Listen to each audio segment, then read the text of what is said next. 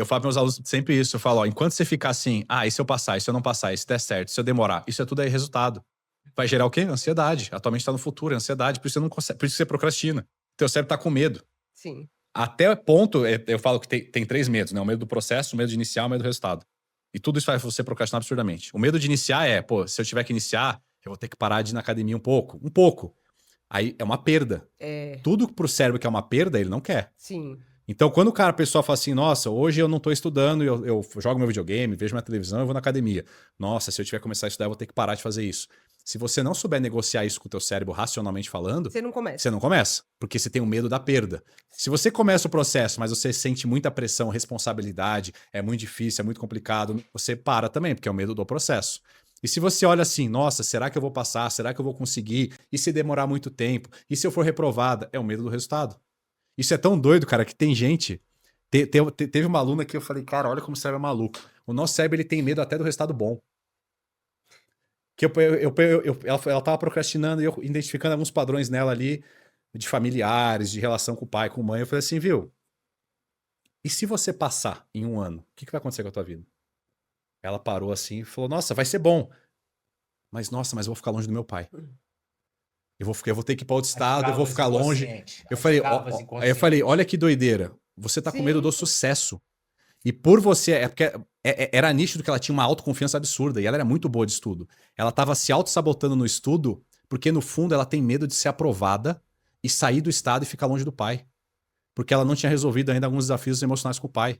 Aí eu ajudei ela a fazer essa percepção, ela resolveu, acabou, ela virou uma máquina de estudo. Então, por isso que olha que doideira isso. Tava conversando com você aí em off, né? Tava conversando com ele a respeito da imersão. A imersão é exatamente para poder tentar, tipo, dar a cura em relação a essas coisas, encaixar para a pessoa, tipo, sair da imersão e estar livre para poder seguir o processo. Eu tenho assim, o fato de trabalhar com pessoas, né? Você acaba sabendo de tem várias histórias, inclusive até falei com os meus alunos que ia montar um livro, histórias, óbvio, não falando, mas os fatos, né? Histórias de estudo para concurso público. Você vai contar também, qualquer trabalho, você vai ter, né, uma gama de situações diferentes e todas elas vão aonde? Na saúde mental. Sim. É o subconsciente, são os padrões emocionais que a gente trouxe de experiências passadas, pai, mãe, professor, né? Os 3 mais fortes, pai, mãe, professor, eles são os campeões.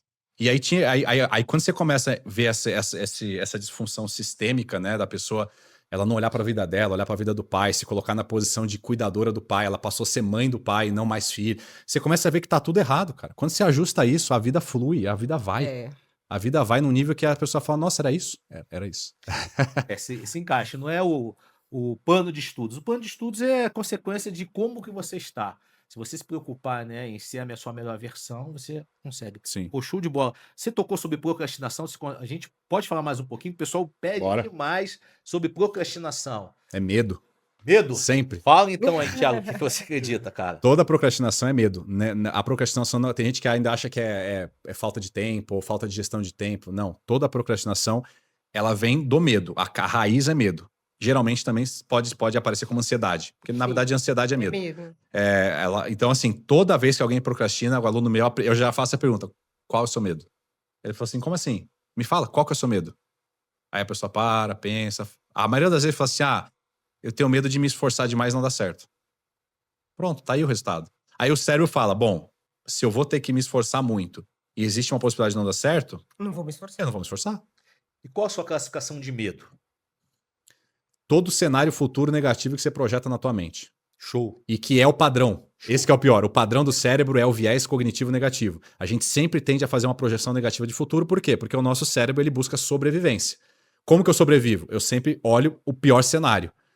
Esse cérebro, pra gente sobreviver e correr do leão, é ótimo, mas pra realizar sonho é o pior que tem. Por isso que eu falo, nosso cérebro não foi feito pra realizar sonho. Você vai ter que adestrar ele pra ele te ajudar a realizar os sonhos. Então, sempre que a gente pensa no futuro, vai vir ansiedade, porque a primeira coisa é o e se? E se não der certo? E se demorar? E se eu não conseguir? Aí eu falo para meus alunos, começa a dizer pra você, e se der muito certo? E se for muito mais rápido que eu posso? Se você tá permitindo o teu cérebro negativo dizer e se não, por que você conscientemente não começa a dizer e se sim? Você vai ter que ter essa briga com o cérebro constante. A positividade ela tem que ser racional, ela não é emocional. O emocional é negativo, o padrão nosso é negativo. Então, isso vai levar sempre para uma projeção. Por exemplo, Eu sempre falo isso, até brinco que até o Will Smith falou isso no filme Depois da Terra. O medo não é real. Não existe, não existe. Se você tentar convencer pra mim que existe um medo real, eu te provo que não existe. Sim. Não existe nenhum medo real. A cautela existe. A precaução existe.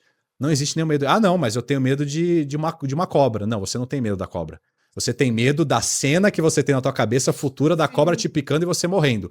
O simples fato de você estar aqui, a cobra ali, existe medo, risco? Não. Se você pensar que a cobra vai te dar um beijinho, você tá com medo? Se você criar a cena na cabeça, que é o que a gente faz muito em PNL, a gente muda a imagem mental, a gente recorta a imagem do trauma e coloca uma imagem boa. Eu já ajudei pessoas a, por exemplo, há 30 anos sem entrar na água, em 5 minutos eu fiz a pessoa nadar.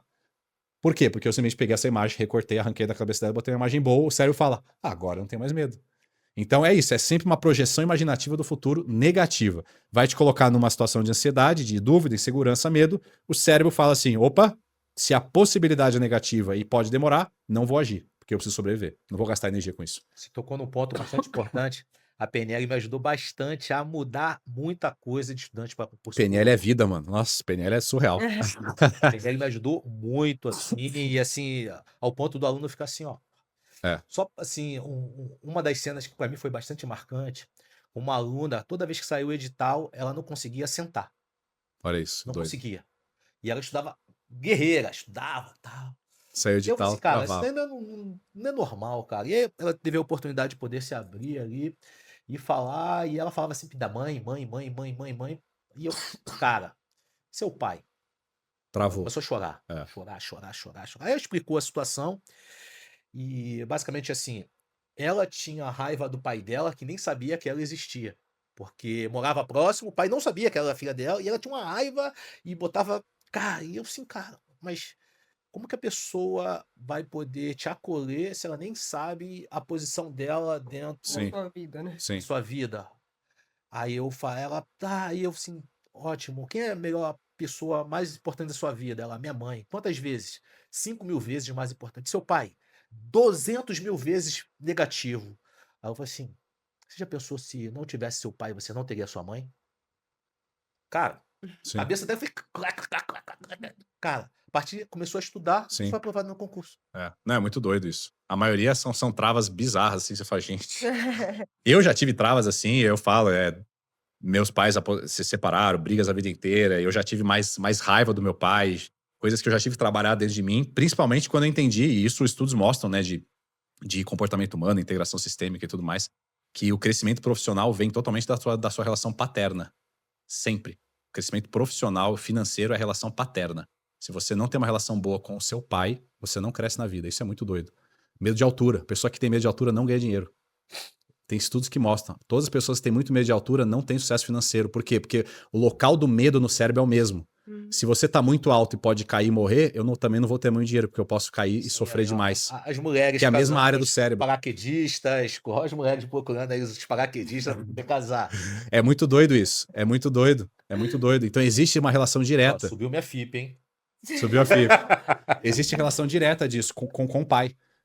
Sempre que você vê a área financeira travada, não é relação, até nem assim, mas eu converso com meu pai, tá tudo bem. Não, é aqui dentro. Tem alguma coisa ainda não resolvida aqui dentro com a figura paterna. Pode ser pai, pode ser padrasto, pode ser quem te criou. Com a figura paterna que ainda tá bagunçado. É muito doido isso. Alguém já me disse isso alguma vez. É muito doido isso. Eu falei com a Fernanda assim, cara, o Thiago é um cara fera, tem muito conhecimento, assim, 2 horas de podcast com ele vai ser só o aquecimento. A gente consegue ficar aí tranquilamente, assim, na imersão. Por isso eu falei com você sobre... Eu já fiquei 12 horas num palco e não consegui entregar tudo que eu queria. Entendeu?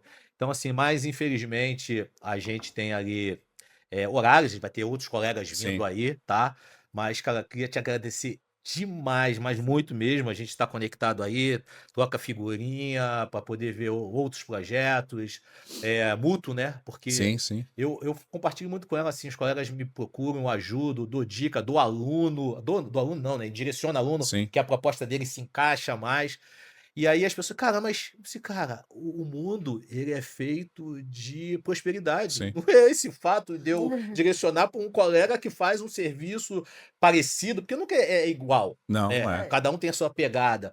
Isso não vai fazer, que bom. Eu já indiquei vários, eu falo muitas vezes. Eu já tive alunazinha, por exemplo, que já chegaram pra mim e falaram, eu sou mãe, tenho 2 filhas pequenas, tenho 2 horas de estudo pra estudar. Posso entrar nessa mentoria? Eu já falei várias vezes, pode entrar, mas, cara, procura a Núbia. Por exemplo, a Núbia é uma pessoa que eu confio muito, conheço há muitos anos, eu falo, procura a Núbia, cara, ela viveu isso. Por mais que eu tenha a propriedade técnica, eu não sou pai, não tive que estudar com 2 filhos pequenos. Eu não sei como é que é essa rotina. Então, eu vou te dar a minha percepção técnica. E eu sou uma pessoa que eu falo para meus alunos, eu só ensino aquilo que eu vivo. Eu aprendo, aplico na minha vida, vivo e ensino. Então, cara, eu posso ensinar muita teoria, mas vai na Núbia, porque eu sei que ela tem muita teoria boa também, a gente tem o mesmo padrão de pensamento, mas ela viveu o que você viveu. Ela vai ter uma visão que eu não tenho. E eu sempre fiz muito isso, porque é o que eu falei, cara, é aquela coisa, não é porque um tem mais que você não pode ter mais também. Isso é uma visão de escassez absurda, né? A gente, graças a Deus, a gente não tem essa visão de escassez, tá? Por isso que, assim, pô, você é fera. O que você pode falar pra galera que tá ainda naquele processo vai e não vai? Não aquele que dá em voo de cruzeiro. Aquele que vai e não vai, tá pensando em entrar no processo de Ou do voo de galinha, né? É o voo de galinha. Ou do voo de galinha. Eu utilizo muito a metáfora do voo de cruzeiro e voo de galinha. Sim. Né? O que você pode falar pra... Cara, o que eu deixo de mensagem é isso, assim, antes de você sentar pra querer estudar e passar no concurso, você tá começando, tá pensando, tá voando aí que nem a galinha, descubra o que você realmente quer. A pergunta que eu sempre deixo, as 2 perguntas que eu falo pra todos os meus alunos na primeira sessão que eu deixo aí de mensagem se hoje eu te desse 100 milhões de reais, você nunca mais vai precisar pensar em dinheiro, mas você tem que entregar alguma coisa pra sociedade, não é só ficar à toa na vida. Você vai ter que entregar alguma coisa, fazer um serviço, prestar um serviço, ajudar as pessoas. Com 100 milhões na conta, você pode ter a vida que você quer. Faz parte dessa vida ainda ser um concurseiro? Estudar 3, 4, 5 anos, passar no concurso, ter um trabalho horário para entrar, sair, 30 dias.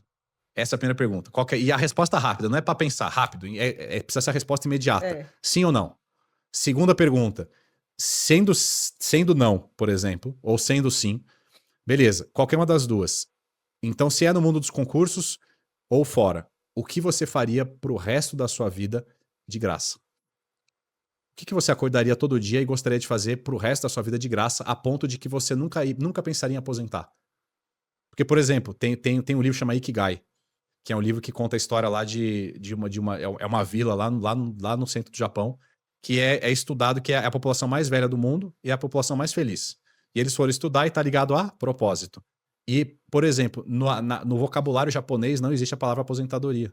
E quando falavam para ele assim, mas quando você vai parar de trabalhar? Por que parar de trabalhar se eu faço o que eu amo? Por quê? Eu vou trabalhar até eu morrer.